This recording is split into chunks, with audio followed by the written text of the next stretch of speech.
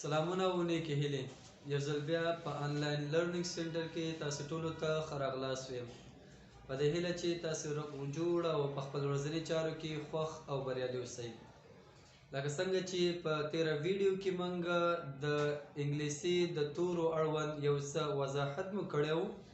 او یادونه مو کړې چې په انګلیسي کې ټول 126 توري څه د پاسه 40 غږونه جوړوي یعنی په نننۍ ویډیو کې به زه د انګلیسي د ا توري نه نیولې تر زی توري پورې د هر یو توري په اوازونو او د ساکنوالي په قوانینو باندې غږیږم نو تاسو ټول څخه هیله کیږي چې دغه ویډیو سیریز یا دغه ویډیو سلسله تر پایه وګورئ ترڅو د انګلیسي تورو د غږونو اړوند تاسو یو څه معلومات ترلاسه کړئ راځو د نن ورځې درس شروع اخلو په ا توري باندې لکه څنګه چې ا توري د واویلو تورو څخه دی او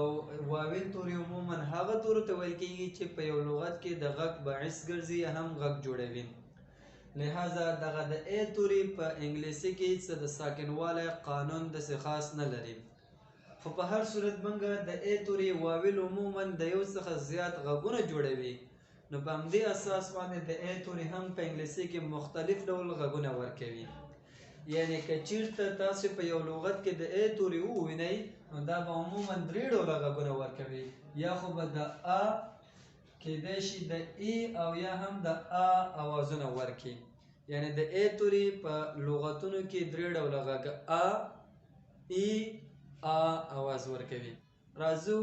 کله د ا توري څه ډول غږ ورکوي په لاندې درې موضوعاتو کې درته تشریح کوم لومړی په انګلیسي کې د ا توري عموما یا په اکثر اوقاتو کې د ا غږ ورکوي که ووایو په انګلیسي کې 90% د ا توري اواز د ا دی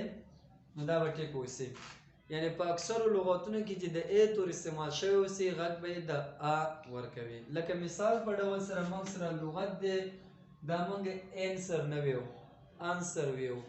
انسر ویو یا بل لغت موږ سره دا دی دا لغت موږ هیټ نه تلفظو بلکې د ا اواز ورکوي دلته هارت هارت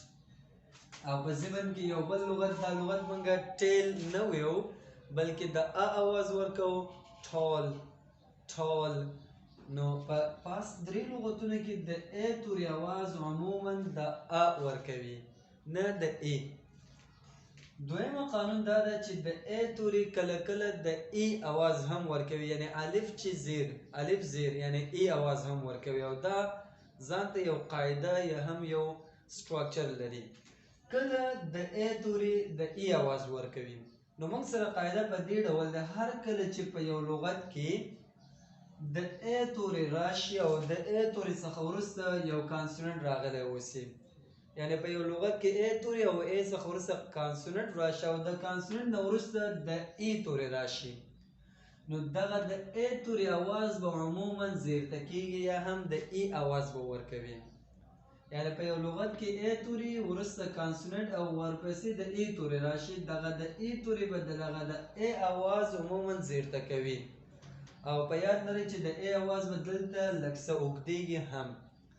د مثال په ډول سره دا لغت موږ هارت نه تلفظو بلکې هیټ هیټ نو دلته ویلی شو چې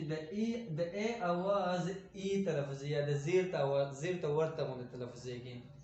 یا د میک لغت دی دا ماک نه ویل کیږي میک میک نو لہذا دلته د ا اواز زیر ته دی